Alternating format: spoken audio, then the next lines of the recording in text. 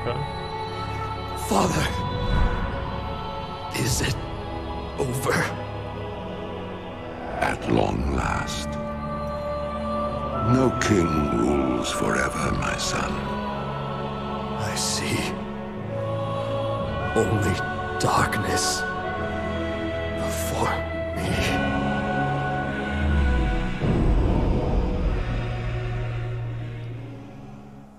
After a culminating battle in which the best forces of Azeroth faced off against the Lich King Arthas, we get this final scene after his Runeblade Frostmourne is shattered, and all of the souls he's captured over the years are released, and he's talking to the soul of his dead father, simply asking him if his nightmare is finally over.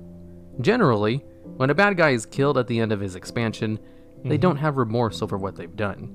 They usually go down kicking and screaming, or out with a whimper, but not asking if they can finally stop and rest.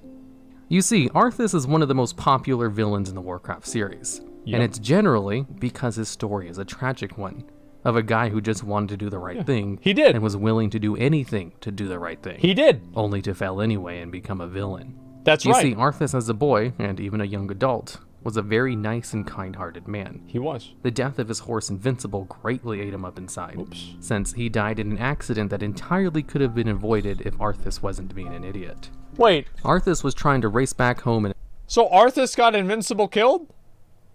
Damn, I didn't even know that. What the fuck? a snowstorm on his favorite horse Invincible, and he wanted to do a really cool trick of jumping over a short ravine that he'd done a million times before. Yeah. But the back hoof of Invincible slipped on some ice while they were going for the jump and caused them both to crash. And this crash completely tore up two of Invincible's legs to the point where it was either going to bleed to death before they could possibly get help, or freeze to death. Either way, Invincible was done for.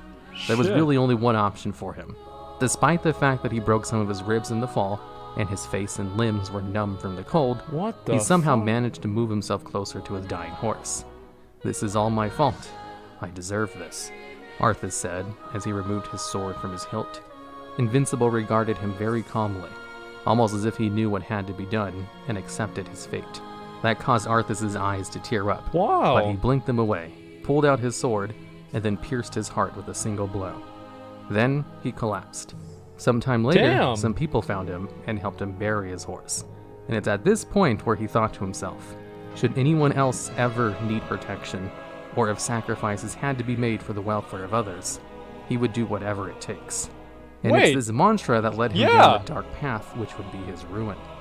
As sometime later, when the cult of the Damned started spreading the plague throughout his kingdom, Arthas was chasing down Kel'Thuzad and had gone through dozens of villages which had been infected by the plague. Everything just came together. So he knew exactly what was going to happen, and how almost impossible it was to change anything. So when he came to a city which had already been infected by the plague, he made the tough decision to cull the entire city before it could spread any further. Absolutely. When Uther came, he didn't know much about the plague yet. No, he wasn't didn't an know expert on what it did to people or how fast it spread like Arthas was. And he knew what he was asking didn't seem reasonable to people who didn't have the same information he had. It wasn't possible to explain to him and then convince him of what was going on. So instead, he ordered his men to work with him and dismissed Uther, who was doing nothing but slowing him down. Absolutely. So he went into the city with his men and started purging the city.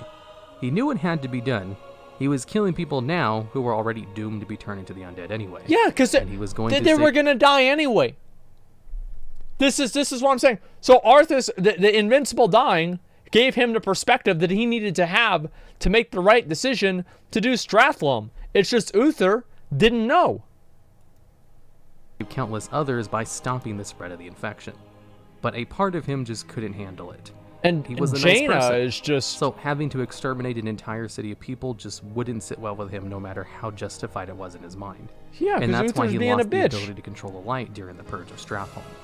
You see, the light in World of Warcraft doesn't necessarily belong to people who are good and do the right thing. The light can be used by people who strongly believe in whatever it is they're doing. That's why the Scarlet Crusade can use the light, even though they're all a bunch of crazy lunatics who kill people because they think they might turn into the undead in the future, or they might be an undead in disguise. The light doesn't abandon the Scarlet Crusade members. In fact, some of them are so well versed in the light that there's one who's able to canonically bring people back to life.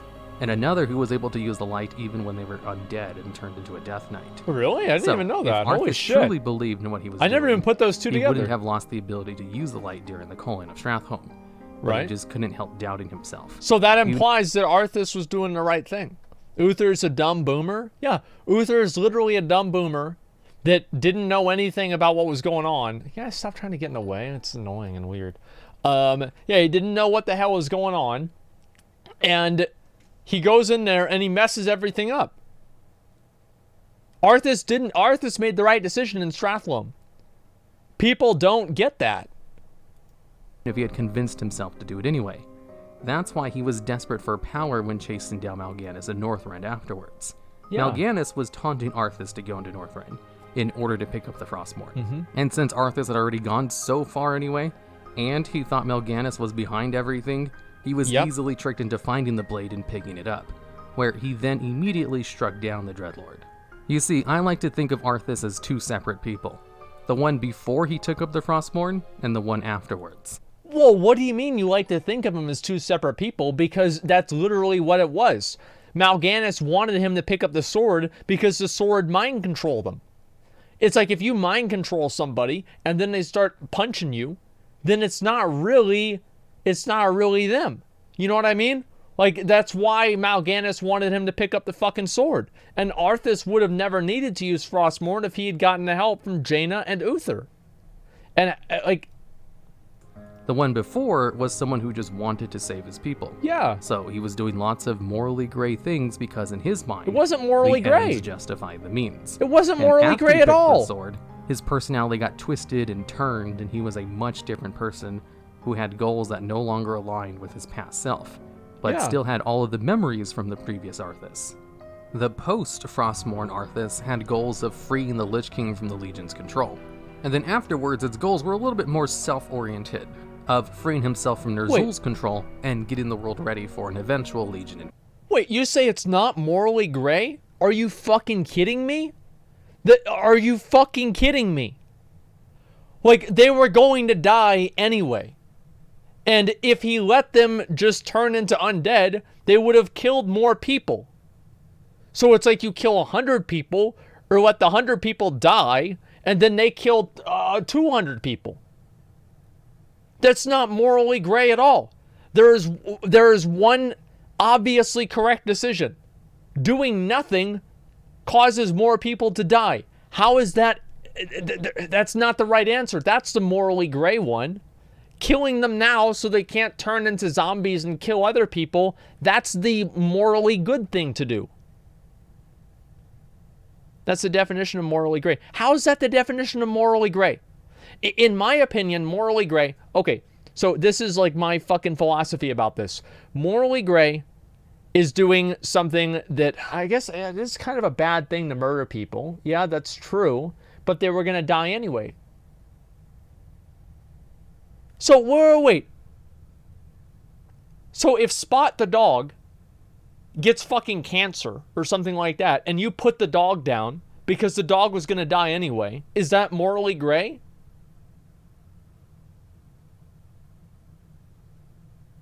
No, it's not.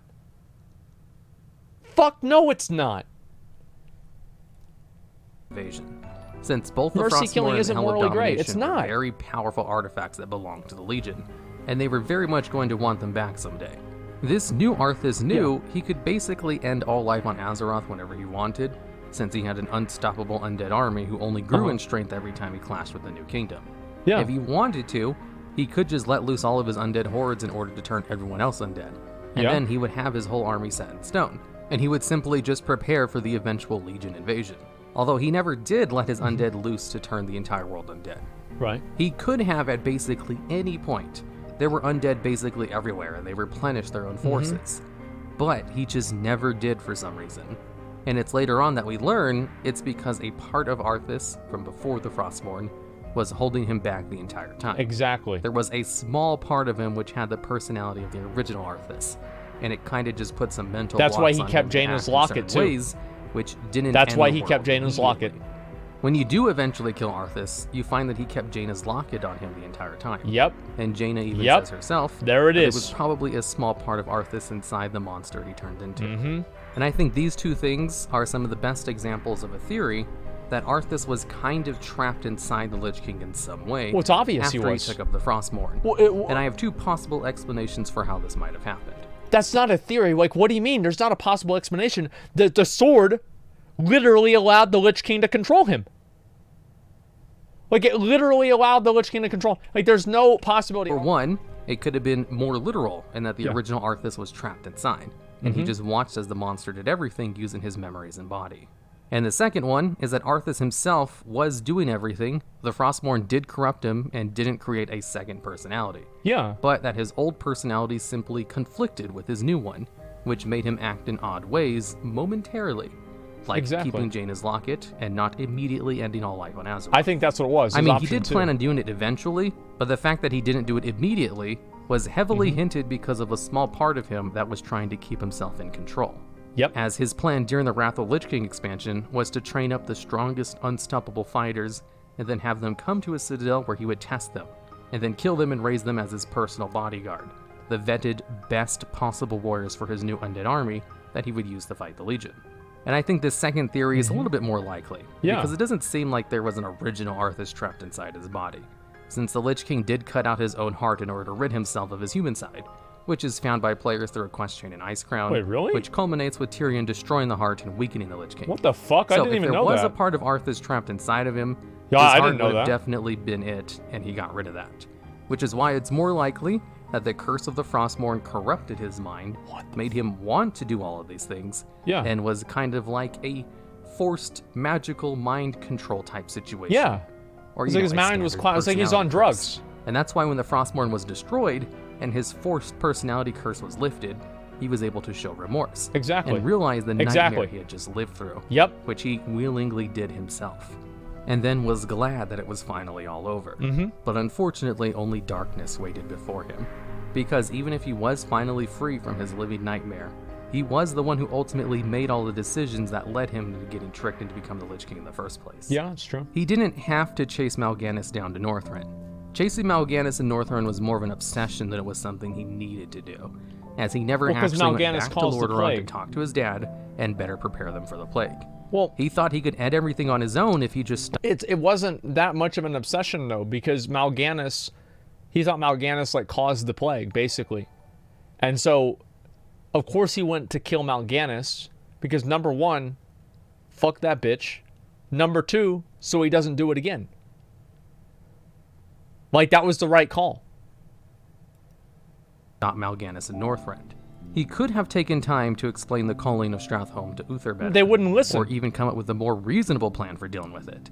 And he could not have been so efficient at killing things after becoming the Lich King. The only thing he really held back on was the not literally killing everybody thing. But even with his mistakes, it's not really fair to blame what eventually happened to him, having his personality twisted and corrupted, when he had good intentions the entire time. There's this old saying, we judge ourselves based on our intentions, and others based on their actions. Arthas's intentions were always good, Yep. even if he was a little bit too obsessed with Mal'Ganis. He was only obsessed because he thought killing him would fix the problem Absolutely. quickly. But he was also very pissed at what Mal'Ganis had made him do with Stratholme. Yep. That his obsession is kind of reasonable if you really think about it. He had someone who he knew was responsible for the death of an entire city, plus a whole bunch of small neighboring towns. And since he cared about his people greatly, and since he had a mantra to protect people no matter what it took, it was kind of inevitable. When Arthas found the Runeblade and he was told that it was cursed, he had the mantra that he was willing to sacrifice anything Because for he the didn't welfare think of it was going to others. turn him evil. And he'd be selfish not to sacrifice himself after what he'd done to Stratholme. Yeah. So he picked up the blade and made the worst decision of his life, because it all It's a made bad sense call. for him to do that, and there was almost no way he wouldn't based on his intentions and personal mantra. Yeah. It's almost tragic in a sense. His actions ultimately ended up being so evil to the point where no one considers Arthas a good person in lore. Everyone knows that he took up the cursed blade and killed a whole bunch of people, but everything in his life kind of led to that, That's right. as well as forces outside of his control directly manipulating him into that decision. Ultimately, he did make the decision himself, but it was always from a place of good. He wanted to do the right thing. He was willing to sacrifice himself in order to do the right thing. He just didn't know he was being tricked. He didn't know he'd be mind controlled and cursed to willingly end his kingdom himself, as he marched into Lordaeron and killed his own father with the cursed blade. She obviously he then went on to kill mind. many more people, including 90% of the High Elves, and had planned on killing everyone else eventually, so that he could prepare himself to fight the Legion. Not because he thought defeating the Legion would be a good thing, but because as the Lich King Arthas, the Legion was also a threat to him, as the person in charge of the Legion could cleave his planet in half. And there's not much an unstoppable army of undead can do about your planet literally being destroyed. That's kind of a... So, did Arthas actually do anything wrong? You might say his actions Not point really. to yes, but in context and taking his intentions into account. He was never trying to do the wrong thing. Yeah. His intentions absolutely matter in these kinds of situations. Exactly. And you can't really blame Arthas for something a cursed blade forced him to do. Yeah. So, that's of yeah, the of Lich course King, not. the whole of it, the Helm of Domination, the Rune Blade, Ner'zhul, they were absolutely bad dudes who did bad things for selfish reasons. And Arthas was just kind of caught up in all of it because he was tricked. And it really all depends on how much one can blame a person who was tricked into doing bad things. So if we go based off purely intentions, excluding cursed mind control shenanigans, no, I don't think Arthas was in the wrong. Exactly. But if you look at his actions and what he accomplished, ignoring all of the context, then he is without a doubt one of the most evil people in the world. You know, So it's all up to you to draw your own conclusions, because Arthas did nothing wrong. Well, Arthas was the Lich King. Like Arthas, the thing is, like, there's two separate things. That's what I mean. Is like there's Arthas and then there's the Lich King. Arthas did nothing wrong. The Lich King did. That's the point that I'm making. And you guys see, it's not Arthas apologists or whatever the fuck, man. Can't you say the same thing about Hitler who's mind controlled? No, because Hitler wasn't mind controlled by a rune blade that was created by a fucking a dreadlord or some shit. No, that's because it wasn't. That's because that didn't happen. It's different. Okay, like that's not. How do you know? Because it wasn't in the lore. Like I've seen a lot of World War II movies. Have I ever seen Hitler use Frostmourne? Not yet. I have not. So I don't really, I don't buy this, man. See, Arthas was one of the most popular villains in Warcraft series. It's generally because of a famous story, a tragic one, a lone one, of a guy who just wanted to do the right thing and was willing to do anything to do the right thing, only to fail anyway and become a villain. Yeah. It was uploaded on April 1st. So what? So what? Like, it's still, like, what do you mean? Like, so it's not true now? Like, it's obviously fucking true. I noticed it's supposed to be April Fool's, but it's 100% facts. Exactly, dude. This April Fool's joke, yeah, see, this is it. He did the right thing, man. He tapped that Jaina. Wait, what the fuck? Everyone who has tapped Jaina turns into a raid boss, was a raid boss, or dies.